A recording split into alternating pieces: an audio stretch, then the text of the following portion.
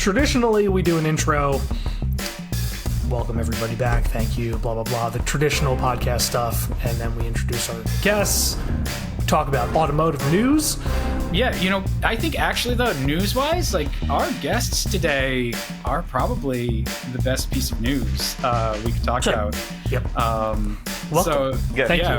Welcome. You guys have a very low bar for what good news is. Normally when people see us, it's bad news. You guys are making news. We don't get news makers on the show quite as much. So, the Savagegeese fellows have paid us a visit here. That's right. That's how you love to be called. Yeah, the Geese fellows is going to be. We just fly in and leave our debris everywhere. Debris. That sounds like you're of significant like British lineage. The Geese fellows, But yeah, thank you guys. Seriously, we've been trying to make this happen for some weeks now, and it's overdue. And yeah, appreciate you joining us. Of course. Thank you for having us. Yeah, thanks Hooniverse for having us. Podcast 377. Your viewers and listeners for putting up with us for the next hour. So hopefully we bring some value to your lives. Our thanks and our condolences. I think you're definitely going to bring value because of the four of us, you guys are the only two who have driven the cars we're going to talk about. We wanted to... The Murano Cross Cab, right? That's what we're going to be talking about. Yes, exactly, the Murano Cross Cab. The highlight of your year, I'm sure, of the videos that have come out in the last month.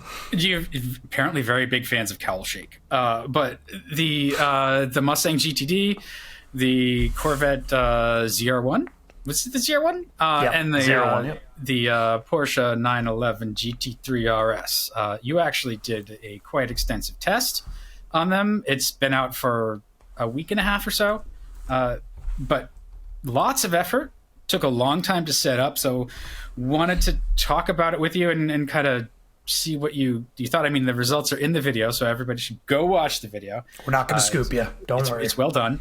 But yeah, I mean, just kind of three very rarefied cars. Yeah, I'll be curious to see. I'm sure somebody will try to copy this. Yeah, we will not be the last to do this test. Almost guaranteed. I'm excited to see what some of the other outlets get result-wise as well. Different tracks, different conditions lead to different times. Obviously, the ring times are a little different than what we produce, though we are, to my knowledge, at least as of now, the only outlet to get the same driver who was a pro, Brett Casey Jr., to run all three cars at the same time under the same testing conditions. So we tried to make sure this was as fair as possible. Yep. I will tell you, these lap times are probably not representative of what a normal person will do at a track day. Plus 10. Plus 10. Yes. It's not even just the driving part. The engineers are there. The people who created these cars were there setting them up to make sure they ran optimal lap times. Yeah. Multimatic had like 5 or 6 people there setting up the car. It was on warmers. Every single time it went out, they're like, oh, is this perfect? Yeah, GM was there with blowers on the motor to keep it as cool as possible for optimal lap times. Straight F1. Yeah, straight out of like actual, They're like, oh, yeah, people will do this for their own car. I'm like, no. No, they won't. No. That's a bit of an unfair advantage. But, I mean, if they're all doing that, then it doesn't matter. Except for Porsche. Porsche had 2 dudes, Kyle and Frank, and they're like, yeah. It's gonna be fine. It's gonna be fine. It's a wild inverse of the expectation when Porsche shows up with the least amount of like red tape to get the car on the track. That's a very interesting theme for what you guys found with the 911 GT3 RS. Though, like that car was kind of an outlier compared to the other two in the group. Yeah. So I mean, I want to make some. Jack kind of talked about this, and we haven't really said this as much, but. I think we found this, and we didn't really bring it up in the video, is that you're going to take somebody that's probably really adept at driving, not race car driving, and you're going to get massively different results. And I think that's something super important. And I think it's indicative of having Porsche there with 2 people because they knew the car was just going to work. It was just a matter of swapping tires, making sure, suspension settings digitally were all good.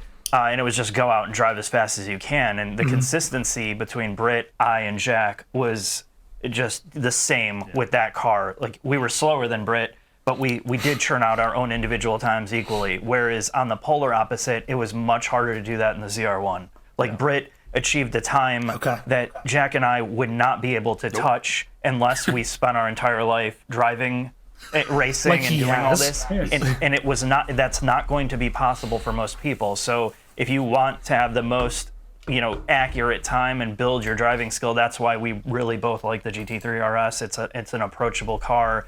It has just the right amount of power for the chassis, and it's consistent, and that's a huge part when you're track driving. It's lesser an issue on the street, obviously, because everybody wants like 5,000 horsepower. Well, So I think to 0.8 probably the ZR1 is going to be faster than the other two cars for a regular person just because of the speed. Yeah. It's that last like 9 or 10 tenths where that car, I own a C8 Z06, so I'm more familiar with that platform than Mark is, so I have a higher level of comfort. And that's probably the biggest gap I've had off Brit. So without warmers on the car, I ran 3 125 ones on that car, which is still ballistically fast. that's unbelievably fast. That's what, for 2 seconds? It has nothing to do with me. The car is just very fast. Yeah, that's Brit 2 was seconds running off his time, roughly? 2.5? 2.5, almost 3, which is one of the bigger gaps normally. Like I just ran a regular C8 against Brit, and Brit can pull a lap time instantaneously as a pro driver. Right. But after a full session in a regular C8 that we're doing a series on, he was he was 2 seconds quicker than me. So in a ZR1, it is a difficult car to drive, and I think for most people, if you're going to go 10 tenths, the GTD and the 3RS are probably more approachable. To be fair as well, the 3RS, I mean, people are like, why is it in the test? Why wasn't a GT2 RS in the test? Well, the GT2 RS is 6 years old. 5 years old already, yeah. Or, yeah, it is not the direct competitor. For at least Ford specifically, the GTD was benched against the GT3 RS, right? The high aero, high downforce, high mechanical grip, track focused car. And then obviously, GM sort of doesn't.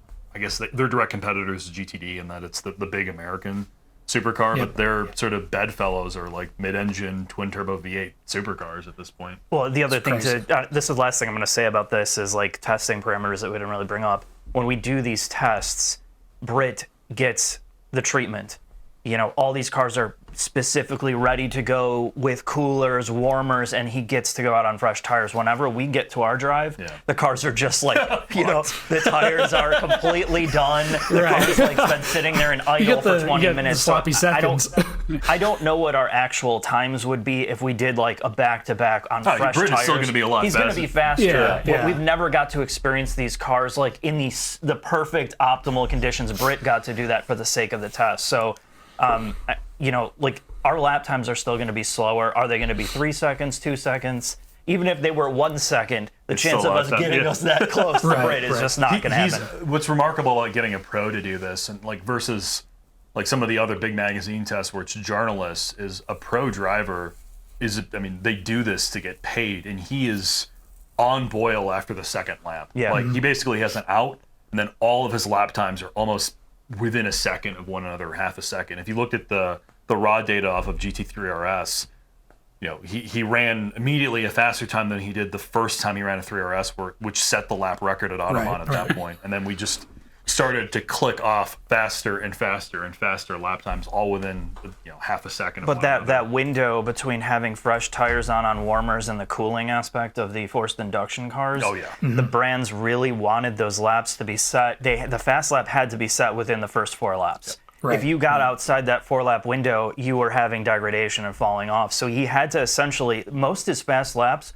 were his warm-up out lap on the second start. So really his first real lap was his fastest lap. Yep. And that's how tight that window is before you start to see a decline. And while we talked about this with the Chevy engineers, they designed the entire car system holistically, from cooling, brakes, engine, thermal management of everything, to only fall off within 2 seconds. All these subsystems would only vary about 2 seconds between them. So you wouldn't have a gearbox issue like with temperature or pulling back shift speed versus thermal pulling timing. They all had to work together within a 2 second window to keep consistency of the car. Things they learned from C7 Z06 with huge overheating issues. Yeah.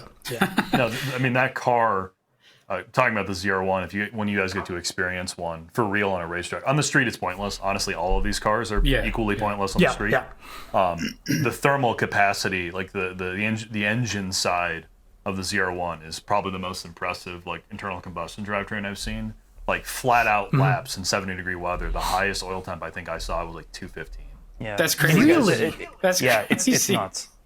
Now, obviously, if you get out on a hot day, well, actually, Autobahn, if it was really hot out there, We if were we were in in Coda 100 degrees, then maybe it's not 225 in 100-degree weather. yeah, but those cars weren't running like back to back to back for like they did have cool down sections in between the next groups going out. So you're not going to see above like 250. I think seeing 250 oil temperature. Bogey number, it pulls power, it shuts it down at 240. Oh, really? Yeah, 246 is bogey number. Okay, so yeah. So even So it brings up an interesting point because you guys just chatted with Todd and Paul from Everyday Driver, who I love, and I've been writing for them for almost 10 years now, which is crazy. But the bench racer, the person that buys this car is probably going to go to the track, and they're probably going to be like a foot down for the straights and then slam on the brakes and coast and foot down for the straight. They're going to put foot down on the straights, the first straight, and scare the hell out of themselves. Yeah, but their thermal management will need to be very different from what you guys see and what Britt sees, and in the same capacity, seeing consistent lap times the way the GT3 RS pumps out is a very different experience from what you can sustain on a day on the track than a car that, again, like the C7 ZR1 or Z06 just says, I'm done, Well, yeah. The philosophies were really interesting. And it's almost like the classic test, right? The Mustang is an upstart. The Porsche is light, always has less power, kind of does the most with the least, right? And its layout inverts everything. And then the Corvette it's our supercar, right? So it's the most power, it's the most audacious. Although the GTD might be getting there with just what that car is. But it was really interesting the different flavors, and the Porsche really took the philosophy, the kind of purity philosophy, right? Like the best part is no part. It's 1,000 pounds lighter than everything. It was maybe down on brute force, but it was faster in the corners where the other cars were slow. Like it was fast where they were slow. And so that was really interesting to me. And I think that's maybe a key to its sort of consistency, where it doesn't have a lot of the things to contend with that the other two do. But it was also interesting, if you wanted to touch on the amount you could set the Porsche up. I caught that kind of as a comment, but I don't think you really expanded too much on it in the video. Like just the way you could really dial that car in compared to the other two. I think you guys brought it up. If somebody's going out to actually do track days, one of the most important things to do, especially when you're going to be spending $3,000 on a set of tires for most of these cars now or more, I mean, that's the joke of it, and the weight, right? I mean, it's like you're just burning money. So obviously, if you're going to be doing that, the clear thing is, all right, you want to have the per track capability of adjusting out alignment, not just like adjusting toe. Because once you get into aero cars, having the correct alignment from caster and camber is far more critical. In like Autobahn, I mean, this is I'm not saying anything nobody knows, but we set up the S2000s for this like like a story with the three of them, and I ran the front left and the front rear, completely destroyed them. And when I did the alignment, you look at the sheet, you're like, oh, cool, it's all even. Yeah. And, it shouldn't have been even, right? Like the left side should have had more camber in it. But that's the important thing. If you're going to a track that's, clockwise versus counterclockwise, you have that flexibility with the Porsche, and the damper configurability, despite the dampers compared to like the GTD's got probably some of the most sophisticated damper system of any street car, aside from like something McLaren. And you have the small window of what they allowed in their electronic programming versus the GT3 RS, where you're having compression, rebound, and it makes a massive difference, along with bar adjustment. Because the bar adjustment's like you're fine tuning, right? Like right. I just want a little bit more push, or I want it to be, a little less bound up in the front end. It gives you that flexibility, and that's something very special that's totally understated in a car like that, at least a track day car. So that was one of the reasons why it won big points, at least with us, when you're talking about lap times. As a pure driving tool. Right. To be clear, the ZR1 and the GTD give you full alignment capability. They don't allow you to adjust compression, rebound, or diff calibration for coast and lock. I will say, for the average owner of a GT3 RS, they're not going to know what the hell any of that stuff is doing. Probably not. Particularly when they're driving. So that's the counter argument. Any of the cars. Well, that becomes a counter argument too. Is like for someone like Britt or your ultimate track day bro or someone who drives a lot, probably more than us. I think that gives you even more capability of using the 3RS as a pure driving tool. I will fight to the death and say that it is not as fun, meaning like the part of you that's 12 years old and still likes Matchbox cars on the carpet. The I might die factor. Yeah, or just like the theater part. Like the GT3 RS sounds great, but the GTD is comedy and the ZR1 is terror. Yeah, that part, like, that is that's the a missing great way to part put it. of the 3RS. But as a driving tool, the fact that you can do all of that. Well, it's all the systems together, right? And that's what I was talking about with the alignment part. The alignment part's really important, but it's only as good as your fine-tune adjustment of those individual settings, where the Corvette and the GTD are very much locked in on their controls engineers deciding for you how it's going to be. And the Corvette is very, very... Their control systems are probably some of the best in the industry for a car of that power. PTM. But at the end of the day, it's really... You go in race 1 or race 2, it's like... You just have to trust that that's what they did. You know, like that this setup is optimal for every track. Fair, they did. No, it works. It works. Yeah. GM does very well with PTM. But does that make it less fun though? Because I think you guys does. mentioned like you immediately feel the most comfortable in the GT3 RS, and while the ZR1 is the fastest with the systems on, it's kind of like that aerospace thing, right? Where they make an unflyable plane and let the computers sort it out. And that's almost what it sounds like. The ZR1 is like, that car would be such a handful without the systems. I think it depends on the track, which is the interesting part about this. Like at a really big track, like a Road America that doesn't have a lot of tight decreasing turns, the ZR1 would be tremendous, right? Or like a Coda.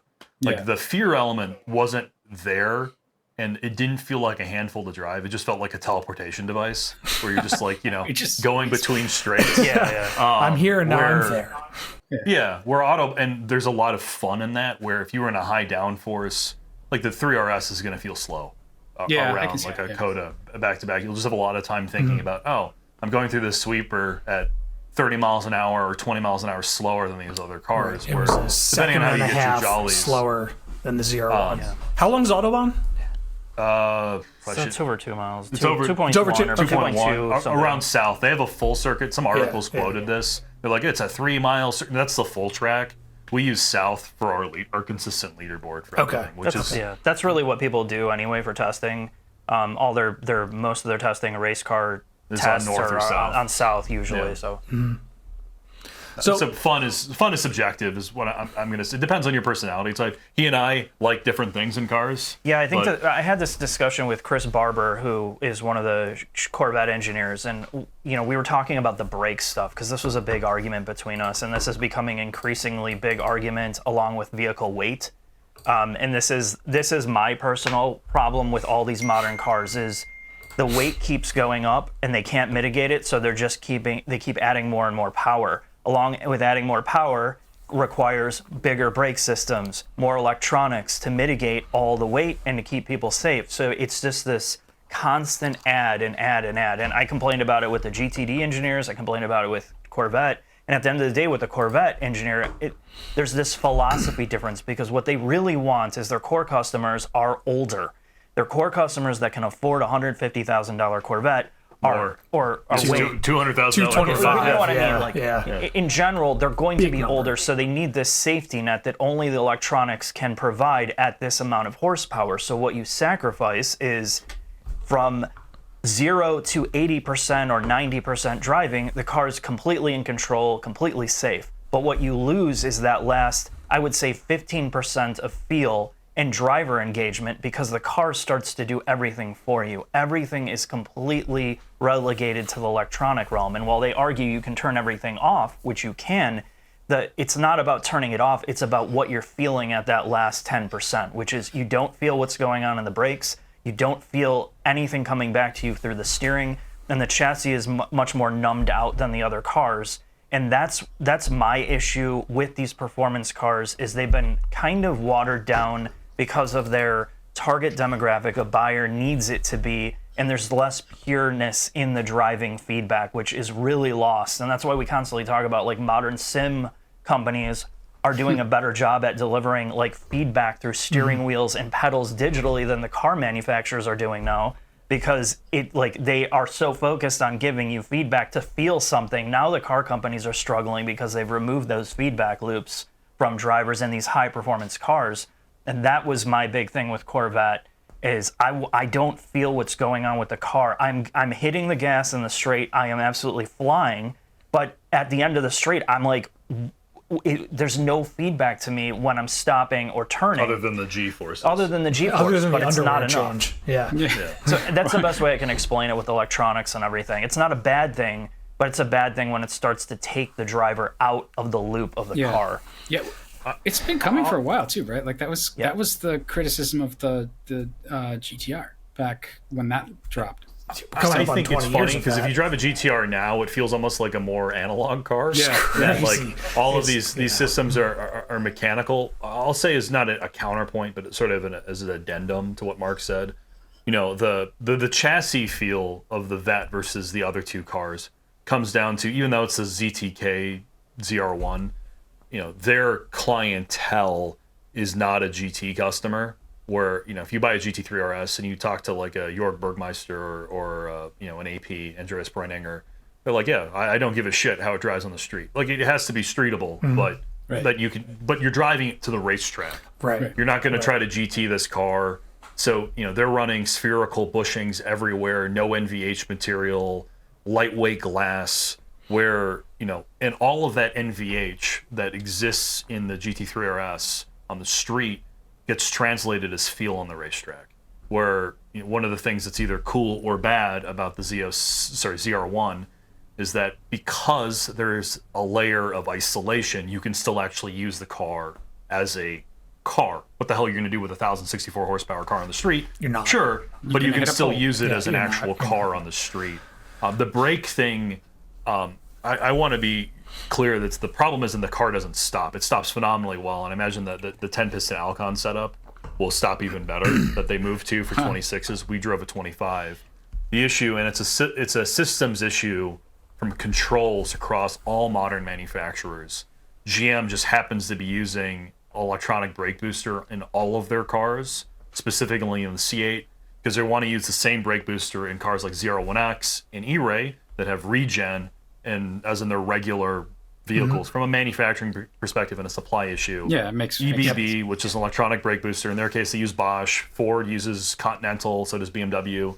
The feedback loop, while there's still a physical connection between the pedal and the master if something bad happened, the actual feedback loop in the pedal, like in a racing sim, is digitally controlled. The idea is that when you go to apply the brakes, just like you do in an M car or a new S650 Mustang, or really everything now, even regular 911s, non-GT cars, that feedback loop is all digital. It's just, this is what it's going to feel like every single time. And then when you get feedback, vibration through the car or pad buildup, it's through the chassis, it's not through the pedal.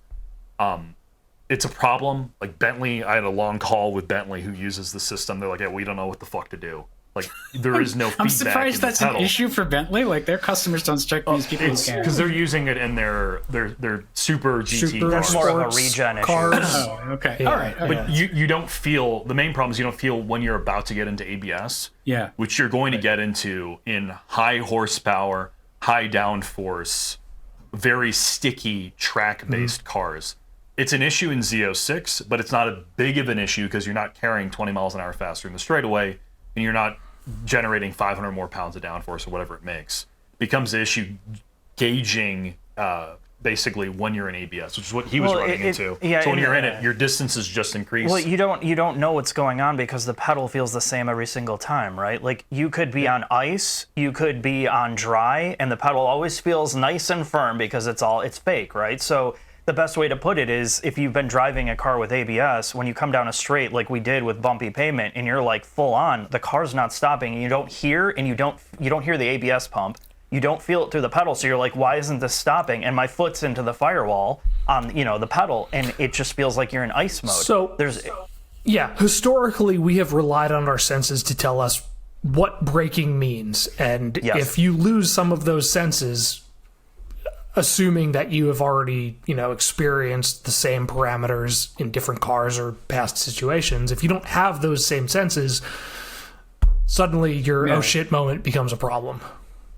Yeah, and I think that's really what we're trying to get at here with these cars and trying to explain to people that haven't driven them that there's a cost to continually making these cars faster and faster. And the cost is there's a lot more complication and weight and electronic systems to make it safe for those people that are buying it. And the cost really becomes we're in a generation of cars that all of them are so fast that most people can't even get to those last like 2 or 3 tenths. And that we see it in EVs, we see it in these ultra expensive cars now. And I feel like it's going to this extreme level of the diminishing returns of do you need this much and how much are you willing to sacrifice in terms of delivering an experience back to a driver? Because if I can get on a sim and have a better brake pedal than a 1,000 horsepower, $200,000 car, I think, we're going in the wrong direction. And this is just a discussion. It's not about right or wrong, but I'd like to see some revision of let's think about trying to deliver a little less power, find some better balance. That's what Porsche's doing currently with the new GT3, right? Right. Yes. But people are going to argue that the GT3 RS is far less far more digital than the previous generation cars too. And again, even they're struggling with this. And internally, they've told us too, like we don't know how we're going to manage the next generation of these cars with all the requirements that they have to meet. Emission sound especially, they have to nerf the whole car to try to get it to fit in all of these boxes, and it's frustrating. I can feel their frustration because I'm frustrated. But as an engineer, that's also interesting for them because I spoke at the turbo launch with the 911 Turbo 992.2. I was just at the launch for it. I spent a lot of time with the lead chassis guy for all of regular Series 911s and model line head. Really, both very, very cool people, and they have amazing careers. Like, imagine being in charge of every modern 911 non-GT car and how they drive, and that is your job. You have a very cool job, and you are very good doing that. They would all be air cooled. That's I don't think so. And you talk to these guys, and they're like, there's the two sides. There's like, I wish I could build whatever the hell I wanted, like I could in their mind 20 years ago, but they also like the challenge part. So like the brake feel in the regular Series 911s, even 911 Turbo, they're using the same EBB system, so they don't have a lot of. They have no brake feel, just like the brake feel, like it doesn't translate it through the pedal. Synthetic. It's all synthetic. They want you to know you're slowing down by the G's, which, to be fair, you do know you're slowing down or not slowing down based on the G forces going for forward. most people, probably. Go ahead, Dan. I'm just like, how do you modulate? Because that isn't all senses thing. Like, you don't. Yeah, I mean, your body just gets used to it as you drive the car. And I think there's a layer of linearity to all of the pedals, and like even the Corvette. I mean, someone who drives one, it's a linear pedal. It's just the feedback loop coming back when you're at threshold becomes an issue. And you do know you're slowing down well or not based on the G's your body's feeling. Porsche's work around it, and I assume it's the same workaround that GM is doing with the 10-piston Alcons and the 26s, is the car gets into ABS less often. You don't have to feel ABS if the car never gets into ABS, which is sort of a roundabout way to fix a problem. The joy that the GTD has, I mean, Porsche doesn't have this problem in their GT cars for now because it's vacuum based. It's a regular braking system. You know when you're in ABS, you know when you're not. I'll be curious how they do it for their future GT cars that don't use the 4-liter, because the 4-liter is an older engine. It's architected to have a vacuum based braking system. It's 15 years old now? Yeah, or a 17 regular, the 3.6, which is probably what they're going to use, or a derivative of it in their new high horsepower variant, was never architected for a vacuum-based system. I know talking to them, they're like, we don't know how the fuck we're going to do this. So sounds about right.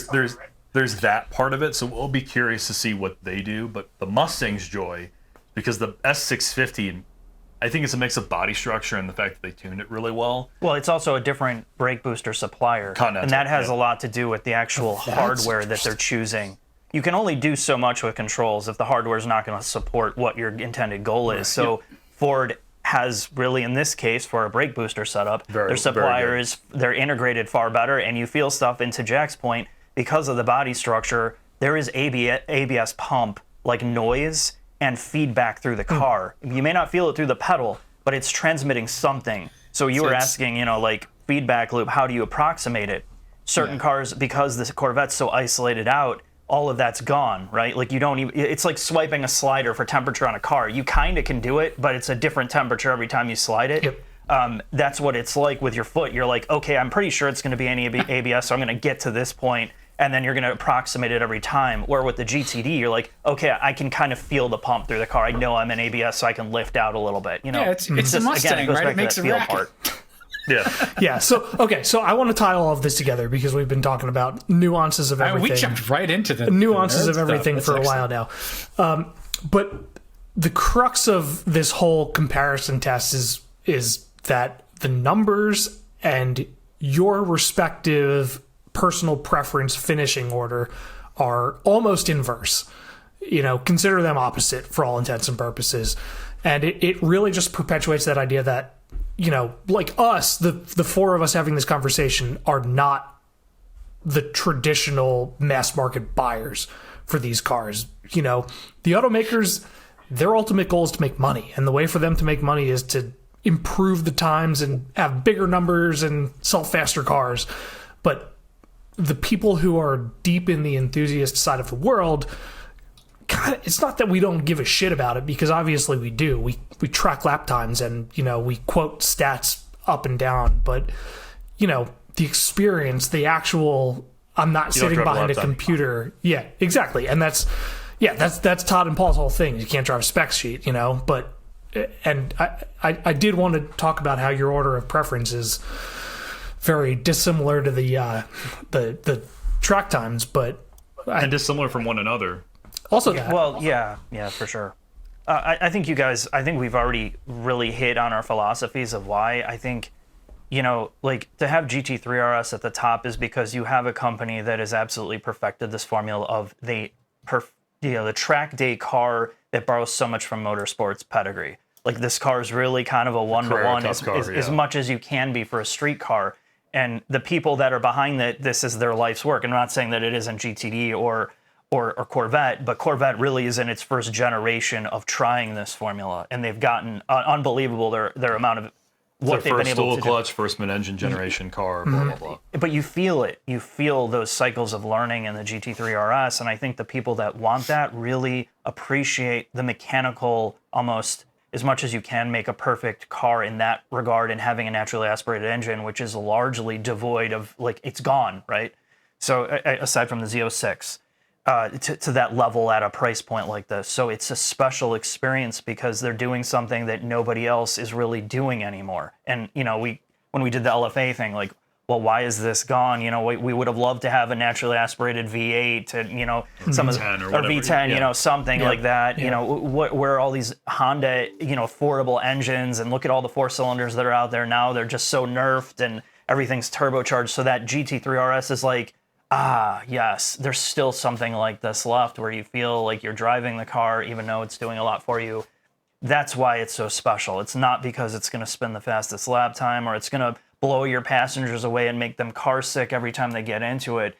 And everybody that got into the 3RS that we put into it that is kind of likes cars but is not that extreme, they immediately feel they have full control of this car. Confidence, visibility, directness of the car is so sharp. Where the other two cars are always like this question mark. This question mark, I can't really feel the car around me. It's bigger, it's more just imposing, and it's not really necessarily a bad way, but that's the 3RS just gives you so much confidence in all of that. It's the car my wife liked the most. I mean, she's done track days. She's driven she did the Spring Mountain School in a Z06, and she's a perfectly adequate track day driver.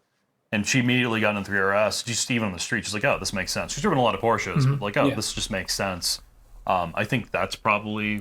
He and I disagree on I love Porsches, right? I grew up watching. And I'm not a Porsche person. I love this Porsches, is coming from. so it's funny that we disagree. Yeah, he could talk about this for hours and hours about Porsches. I just don't care,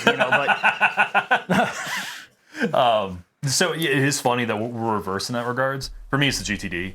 I think as a unique experience. Like, I think about these cars. None of them are race cars. The likelihood you're going to see, ZR1s at Grid Life and at SCCA events because they're going to come down in price or be sticker. And the funny part about the ZR1 is it's a testament to that company that they can build. I guarantee you, it's going to be the fastest car at Lightning Lap this year, and probably be one of the fastest cars they've ever tested. Until the ZR1 probably the fastest car they've ever tested. Yeah, I know. For me, when I ran the car at COTA in lead follow with Brian Wallace, I ran a 217 around COTA, which is faster than a P1 driven by an actual professional race car driver. Guarantee you, it's going to be one of the fastest cars ever made. 100%. That said, outside of that, none of these cars are real race cars. You're driving them because you want to have a good time.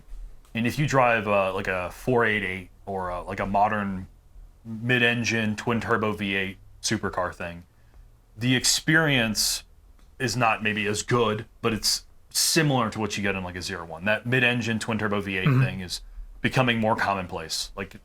It's a more, I hate to say common, but it's an experience you can replicate. You drive a GT3 RS, perfection as far as what he said. It's a perfect driving tool. You drive a regular GT3, you get a lot of that experience. You drive an older GT3, you get a lot of that experience. You drive a regular 911, you get some of that experience. There ain't nothing like a GTD. You know what? I'm gonna kind of this is something we didn't talk about in the test, and we didn't bring it up. And there's a really harsh reality to all three of these cars. The real world part of it. I drove all of them back to back before they went on the street, back to back on the same route. You go out in the ZR1.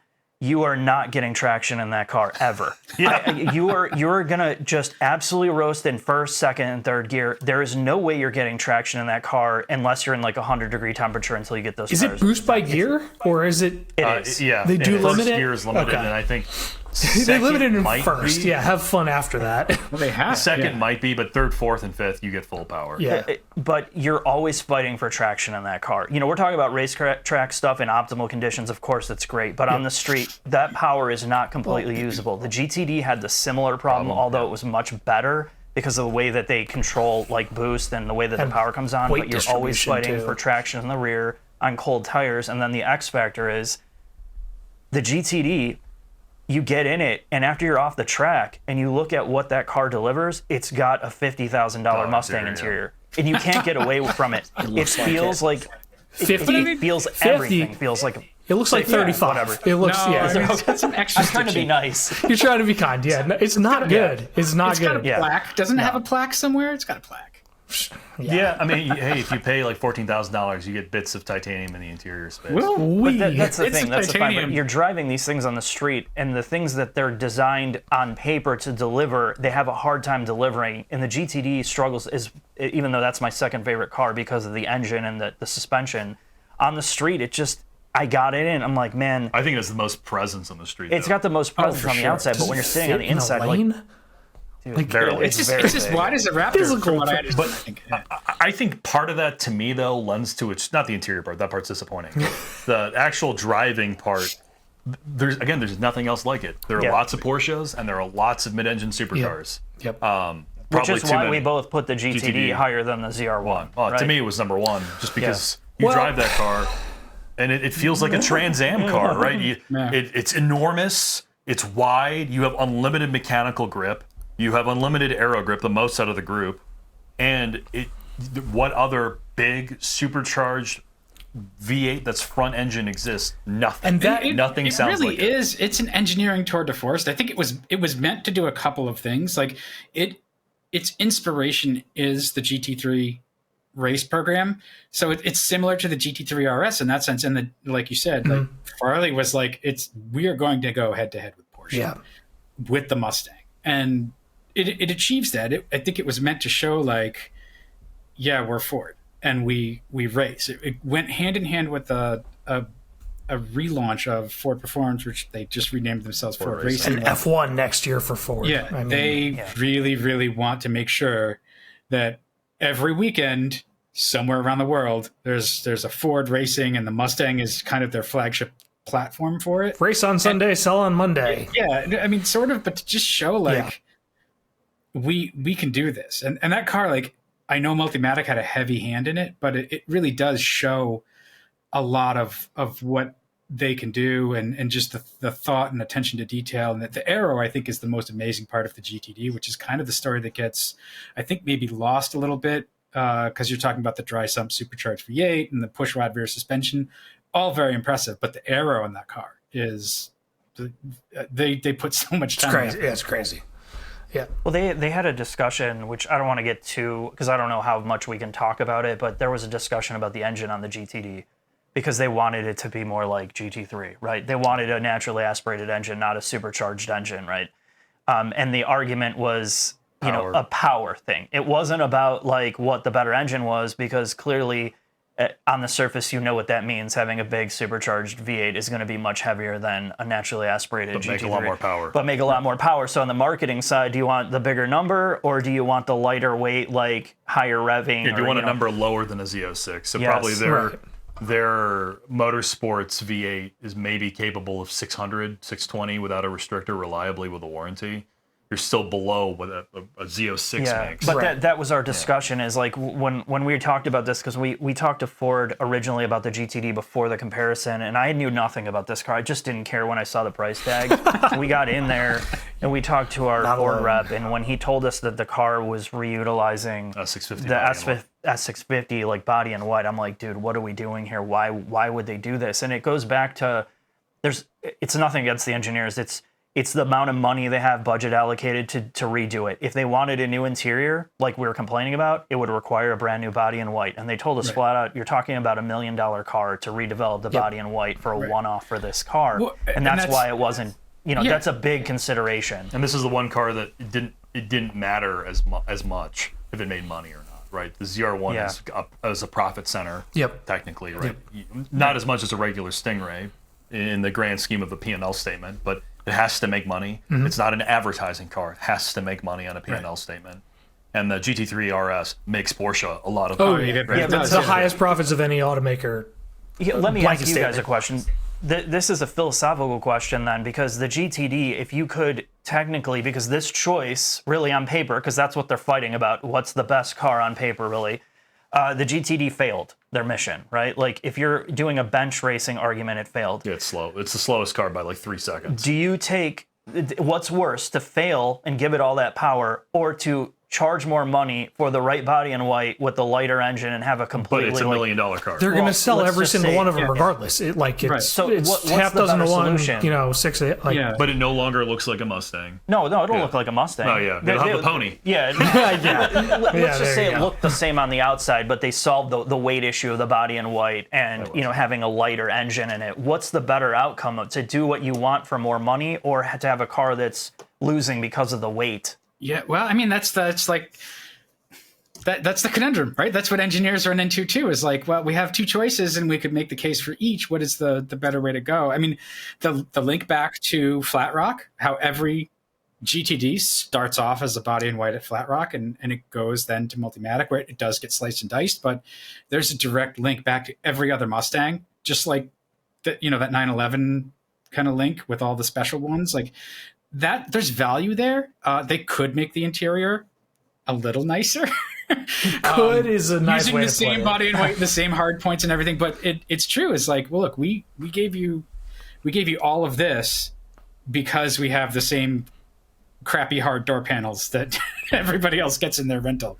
And so it is a balance. And if you don't put that supercharged V8 in, you're immediately explaining why your car is inferior, right? And I know it was the slowest in your test or whatever, but like the bench racing, the paper numbers, they're a lot closer. They're a lot better. Anytime you're charging more for less, and you have to explain why your car is superior, you're sort of in that, like, you're behind. I agree with you, Dan. I do. I think you're in between a rock and a hard place, right? No pun intended. Yeah.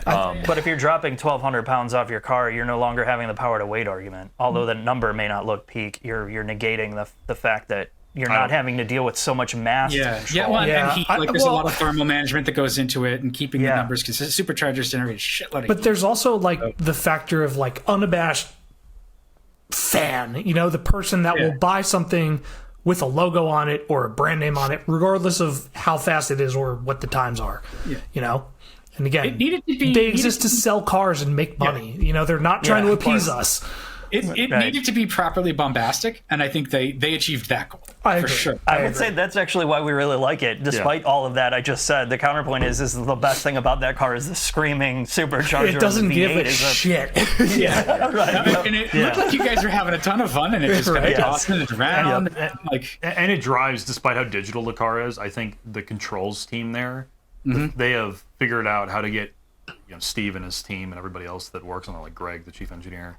They have perfected the tools they have for that car. It is some of the best steering EPAS outside of the GT3 RS. Yeah, we told Steve Thompson, who does the V-Dyne stuff, that to me, other than the 3 RS, it's the best car I've ever driven on track. And that's, we're just sitting here arguing about weight and a slower time. It is by far one of the best to drive on track you'll ever get because everything works so well there as an experience. As a speed thing, but as an experience. But you feel like that's the best part about it. You feel like you're going fast and you feel like you're breaking every record when you're driving that car. And I think that's the magic of it. And it's one of the easiest cars I've ever power slid in my entire life. Those power slides are the top of third entry. You're carrying wheel speed, triple-digit wheel speed.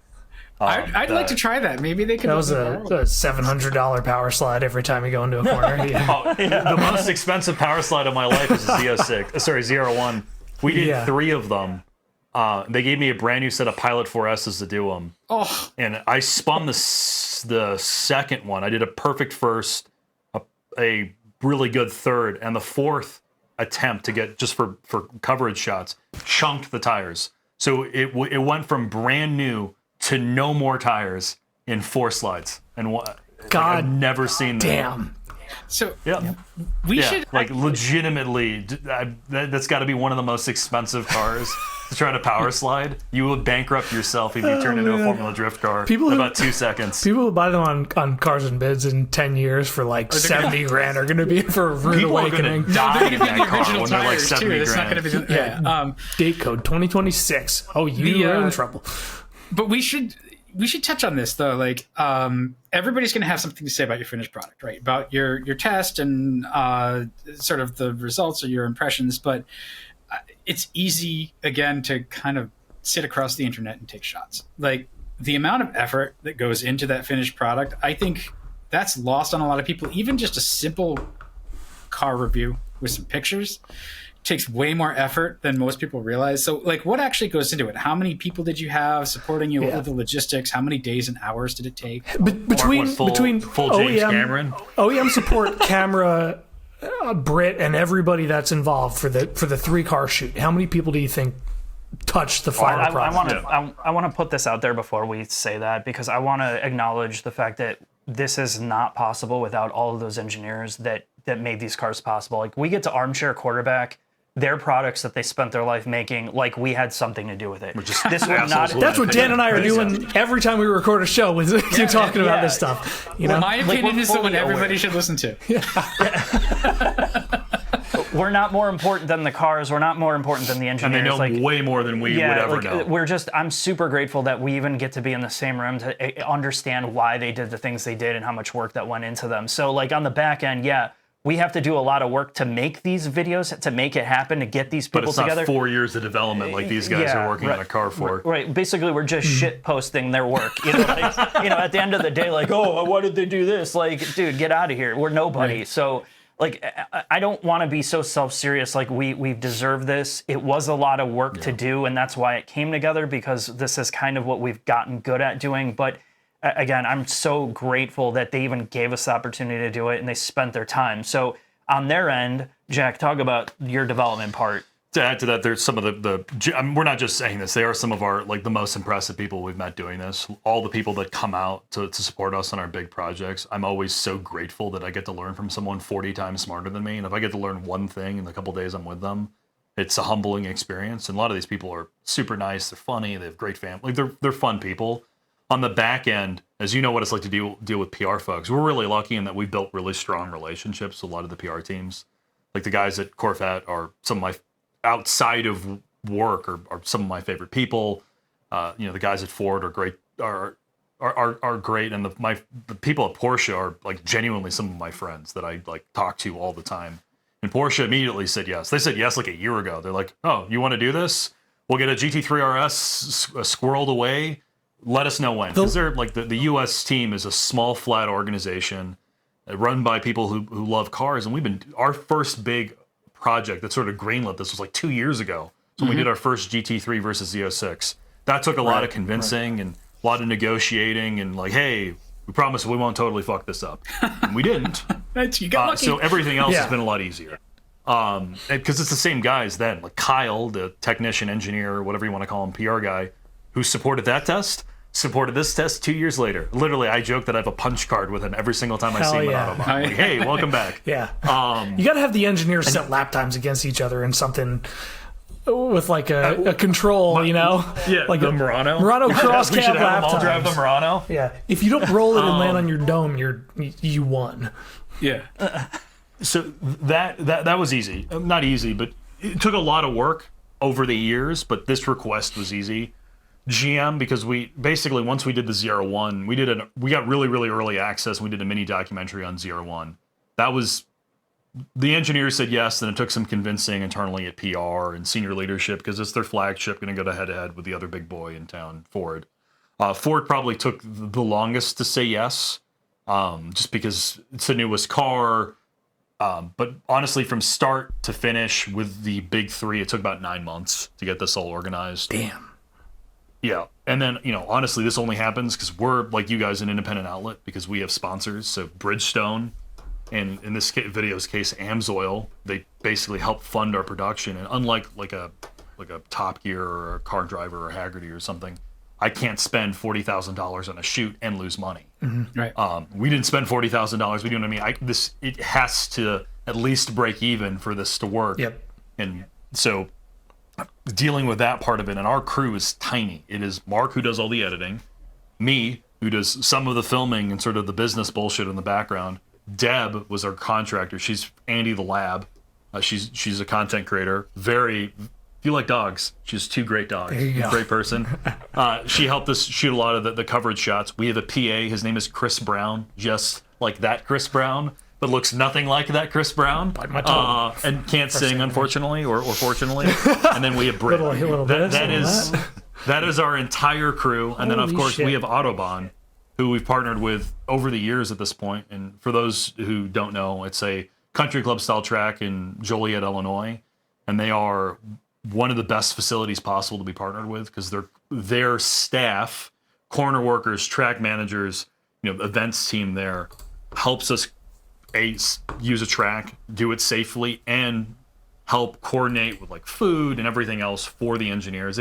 We turn this into a press event whenever we do one of these shoots that we are hosting for a manufacturer with the help of Autobahn and everybody else. It's They really get to the only way come that, and look at other people's cars in these instances and Yes. have hands-on that they Exactly. might not otherwise. So the shoot was 3 days, the planning was nine months, and then the edit was 2 weeks. Yeah, 2 something weeks? like that. That's pretty Yeah. fast for like an hour-long show. With all I that chain him to the coverage. radiator in his basement, and I just hit him. Edit. He got it done, That's, no, I mean, what you gotta do. that's a lot, because what was the amount of? I mean, you guys with a small crew, typically you're probably pretty economical with like your ratio and stuff, the amount of sort of keepers you have to takes, but that's still a lot of footage. Like a multicam Yeah. shoot, you had How many hours of footage do you think we had? how much did you have to sift through, log, and kind of choose? Like that's a ton. I've been there. This one, there's a lot. Just, typically I can't afford to have, like, this is what I tell Jack. I forgot what comparison test we did before this. It was like 2 before, and I just told Jack, we can't do this again.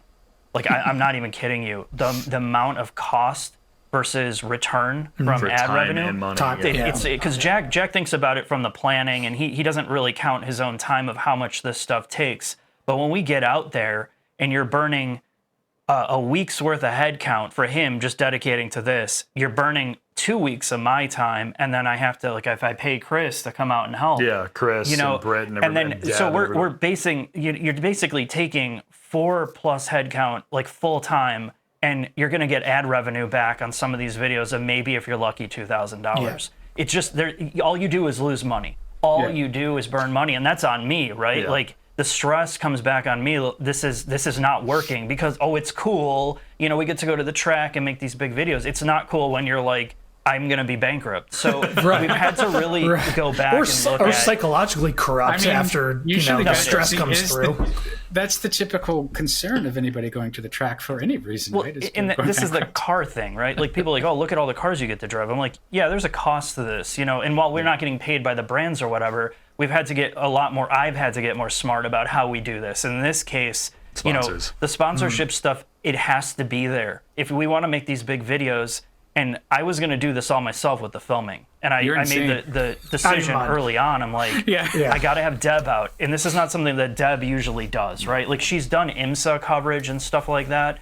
But she's like, well, how can I help? I'm like, I just need you with a gimbal recording everything. You know, try to just get everything. She didn't dangle out of the cars, but she went, like, you know, help get footage of people working on vehicles. When we dynoed the cars at URW, she basically shot all the footage there, because by that point we were toast. Well, yeah, I'm 2 days like filming everything plus audio capture and then coverage. It's like, it's a lot for one person. She supplemented it, and then by the time we had all the footage from these 3 days, now it's on me. I don't get to farm that out, because there's no way you're going to farm somebody out economically to do what we did. Mm-hmm. And while, yes, this is not like a Hollywood production, and you could argue, everybody's like, well, look at, like, Haggerty's kind of the benchmark with those guys.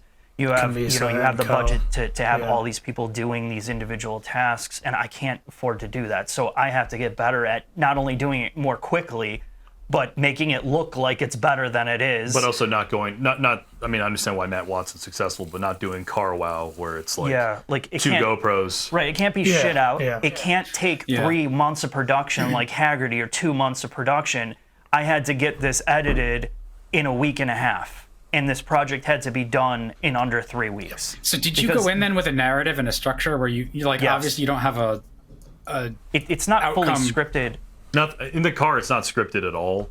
But you know, like, we're shooting this segment, we're shooting that segment, and we're going to plug it in here and here and here. Yeah, and it does change, right? Like, you can't go into some of these and know what you're going to walk into. Right. You know, you can have an idea of, like, as you guys know, like, okay, I know we're going to do this stuff, but not until we meet all these engineers and we come up with the problems, or we talk to Britt, like, you don't really know how to formulate it. So at the end, it's really in the editing to understand, here's what we have, now what do we do to cover it? And that's really hard when you're on a tight timeline like this. And the other concern is how many other people are going to bandwagon and try to copycat this stuff that we've been working on for 9 months. Right. So it's like, you don't want to scoop like yourself, to take, right. I don't want to just throw it all away because somebody beat us to it after all of this planning. So that's the rat race we're in. You know, at the end of the day, I mean, everybody struggles with this in media, and I don't ever care about being first, but this is one where, like, the amount of work, It's anyway. Yeah. Moving on to moving on to 2 different topics. Just being cognizant of time. So please, if you're listening to this, go watch the GTD ZR1 3RS video on loop, just loop it for like the next 50 months. Just loop it. You'll make sure I can feed my dog. VPNs and then it's a good time. It's worth watching. It goes quick. It doesn't feel like an hour, which is cool. We have 2 other things that are coming out. We have an S2000 piece, which we can talk to you guys about in the future. Where Mark forced me to go to Japan with him 2 years ago to interview some Japanese engineers who didn't like us very much. When we did the NSX documentary, they're like, "Who are you?" I'm like, "I don't know." I'm like, "All right, let me drag you out of your nursing home to film this about some car you worked on 30 years ago." Literally 30 years ago at this point. So it's our 30th anniversary piece. That's Mark's baby. Like this video or whatever. Some years anniversary piece. It's got a 4-cylinder, Mark. I don't care. And then the AP1 or AP2? Which we can talk about that. I think the answer is yes from the picture. It's AP1. AP2 and then CR all together. But the AP1 is the King Motorsports car. Mugen car. The Mugen car that it has the original prototype engine from when they were trying to figure out what they were going to do between AP1 and AP2. So it's got like the black car in that picture has like a special engine in it, which, to be fair, feels very much like Cheater car. I'm an asshole. So we just drove the ZR1 like 2 days before for this comparison. Oh. We're driving all three of these back to back on the same track. And I'm literally driving 50 miles an hour slower in this same section of the track than I was in the ZR1, or 40 miles an hour. I'm like 20% of the horsepower, baby. If you combine all three of those cars together, it still makes less power than the GTD made. So the ZR1 dyno 1000 and S2000 dyno is what, like 170? 210, 211. Yeah, so that's pretty good for the two. That's not bad. That's 2-liter engine. Come on, it's not bad. That's true. Okay, all right. So we also And have an M5 piece coming out next Friday. We set a lap time with Britt. I think we're probably one of the first outlets to actually set a real lap time with an M5.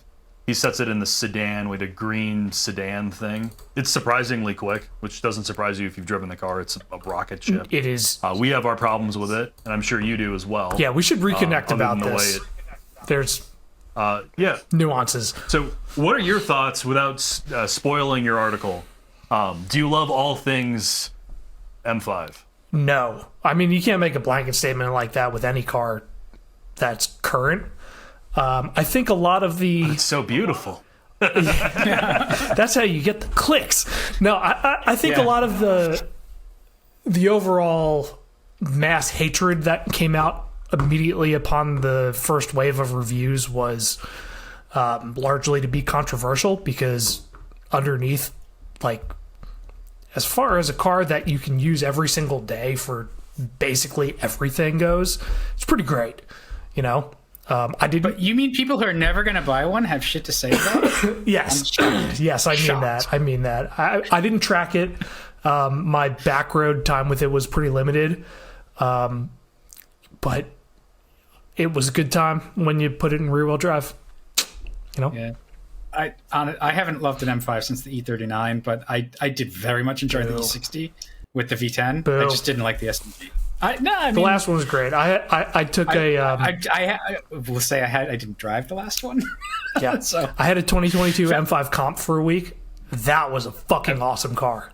yeah, Statement sure it's a over. blast. Yeah. Better than touring. So yeah, we should I like the purity. Put this but anyway, back up on we'll the talk about conversation. that. Yeah. We'll come back. Definitely come back next time. We'll give you guys another bite at the apple. You can tell us about your videos, because they're great. You get to do the things that we all wish we could do. Mm-hmm. So that's exciting. Lose our minds slowly in real time trying to put together projects. Yeah. People like watching that, though. That's good media, you know? So I know we're on the clock. I have one for sure closing question for you guys. For both of you, one car you haven't driven yet that you would like to, whether on camera or off. Oscar Mayer Wienermobile. That is Yeah. That could happen. That could happen. The Do you know- Wienermobile. That's high on my list. Are Really? you? Dan, do you know something that I don't know? Want? That could happen? We were trying to do this a couple years ago, and then the girl that set everything up got fired or something. Yeah, it's true. We were supposed to do a video on the Wienermobile, and she's like, "Oh, she's no longer with us." And I'm like, "Oh."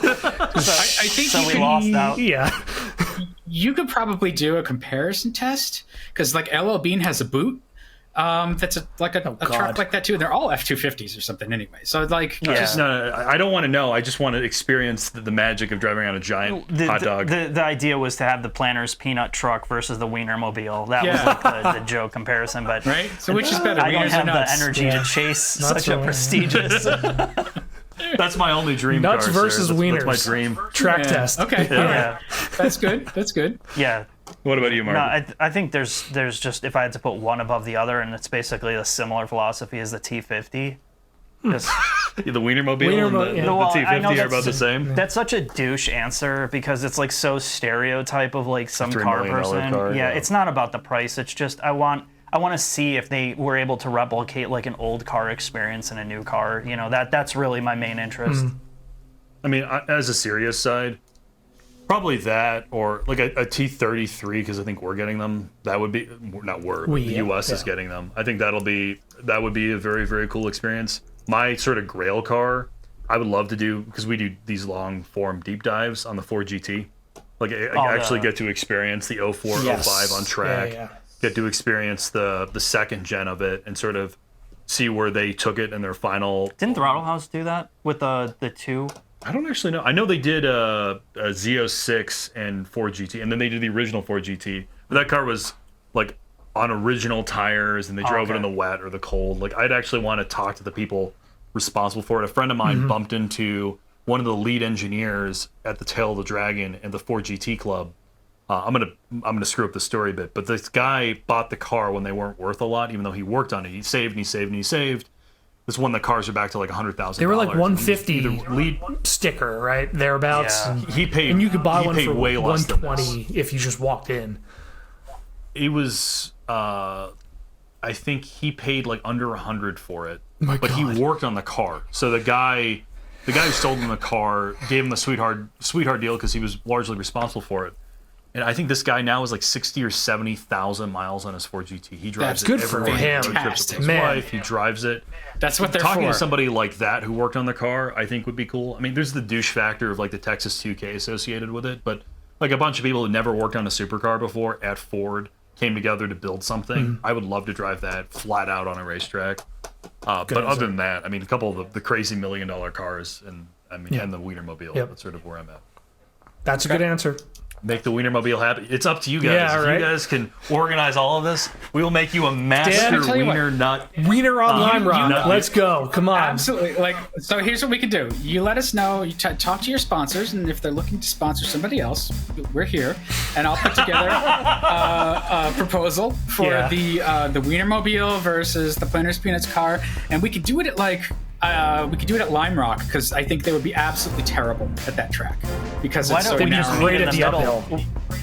Yeah. We can meet in the middle in like a Walmart parking lot. Okay. All right. Yeah. Autocross in Pittsburgh. Yeah.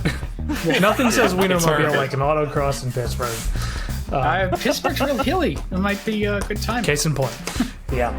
So, all right. Well, I know we're on the clock, time, guys. So, Mark, Jack, I appreciate it, gentlemen. Thank you for everything, and we'll talk to you guys probably, if you'll have us back, sometime in the near distant future. Yeah, thank you for your patience too with us rambling. I know like sometimes we get on a roll and I don't want to make it seem like we're trying to cut you off. I just think we get in our heads, so I apologize if we just went on too long. We're all nerds. We're all in this same thing together, you know.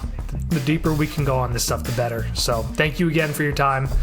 And for whatever logistical nonsense is happening on both sides. And you're welcome back whenever you want. Take care. Appreciate it. Thanks, guys. Cool. Thanks. Good talking to you.